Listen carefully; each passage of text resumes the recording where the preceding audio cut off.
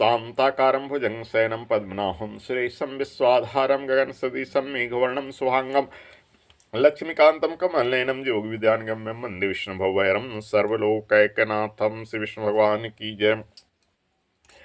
एक समय दानव ऋषि ने महर्षि पुलस्त से पूछा, हे महाराज, मृत्युलोक में मनुष्य ब्रह्म हत्या आदि अनेक महापाप को करते हैं, प्राय धन की चोरी और दूसरों की उन्नति को देखकर ईर्ष्या करते हैं तथा अनेक प्रकार के व्यसनों में फंसे रहते हैं, फिर भी उन्हें नरक प्राप्त नहीं होता। इसका क्या कारण है? न जाने वे कौन सा दान अथवा पुण्य वे करते हैं जिससे उनके पाप नष्ट हो जाते हैं।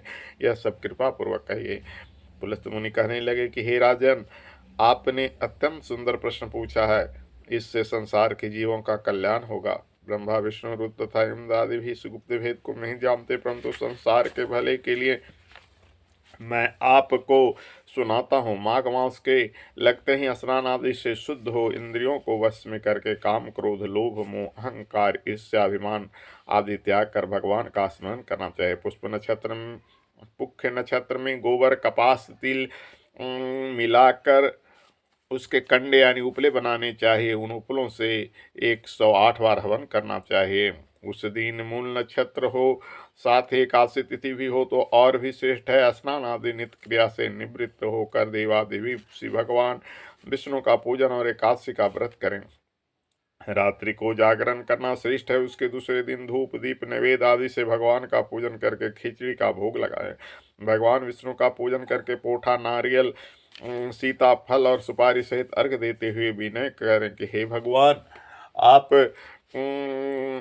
दीनों के शरण देने वाले तथा इस संसार सागर में फंसे प्राणियों का उद्धार करने वाले हैं। हे पुंडरीकाक्ष, आप लक्ष्मी सहित इस तुच्छ अर्घ को स्वीकार कीजिए। इसके पश्चात जल से भरा हुआ कुंभ घड़ा ब्राह्मण को दान करें। उस समय ब्राह्मण को श्यामा, गौ और तिल पाप देना अति उत्तम है। तिल स्नान और भोजन दोनों ही श्रेष्ठ है। इस प्रकार जो मनुष्य जितनी तिलों का दान करता है उतनी 1000 वर्ष स्वर्ग में वास करता है। तिल मिश्रित जल में स्नान, तिलों का उठन, तिल मिश्रित सामग्री सेवन, तिल मिश्रित जल को पीना और भोजन में तिलों का प्रयोग तथा तिलों का दान, यह 6 प्रकार के खटतिला कहलाते हैं। इनको करने से अनेक प्रकार के पाप नष्ट हो जाते हैं। इतनी कथा सुनकर पुलस्त ऋषि कहने लगे, एक समय नारद जी ने भगवान श्री विष्णु से यह प्रश्न पूछा था और भगवान ने खटतिला एकादशी का जो महात्म नारद जी से कहा था वह तुमसे कहता हूँ। भगवान विष्णु कहने लगे, हे नारद मुनि, मैं आंखों देखी एक सत्य घटना कहता हूँ, तुम ध्यान सुनो। प्राचीन काल में मृत्यु लोक में एक ब्राह्मणी रहती थी।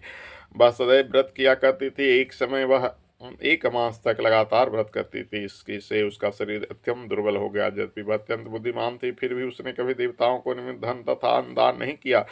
उससे मैंने सोचा कि ब्राह्मणी ने व्रत आदि से अपना शरीर शुद्ध कर लिया और इसको विष्णु लोक तो मिल ही जाएगा, परंतु इसने कभी भी अन्नदान नहीं किया, इससे इसकी तृप्ति होना कठिन है। ऐसा सोचकर मैं एक भिखारी बनकर मृत्युलोक में उस ब्राह्मणी के पास गया और उससे भिक्षा मांगी। वह बोली, हे महाराज, आप यहाँ किस लिए आए? मैंने कहा, हे ब्राह्मणी, मुझे भिक्षा चाहिए। इस पर उसने एक मिट्टी का ढेला मेरे भिक्षा पात्र में डाल दिया। मैं उसे लेकर स्वर्ग लौट आया। कुछ समय बीतने पर वह ब्राह्मणी शरीर त्याग कर स्वर्ग में आई। मिट्टी का दान करने से उस ब्राह्मणी को स्वर्ग में सुंदर महल मिला, परंतु उसने अपने घर को अन्न आदि स्वर्ण से शून्य पाया। तब वह मेरे पास आकर बोली, हे भगवान, मैंने तो अनेक व्रत आदि द्वारा आपकी पूजा की, परंतु फिर भी मेरा घर अन्न आदि से शून्य क्यों है? मैंने कहा, पहले तुम अपने घर जाओ, देवताओं की स्त्रियां तुम्हें देखने के लिए आएगी। मैंने मुझसे खटतिला एकादशी का पुण्य और विधि सुन लेना, उससे तभी द्वार खोलना।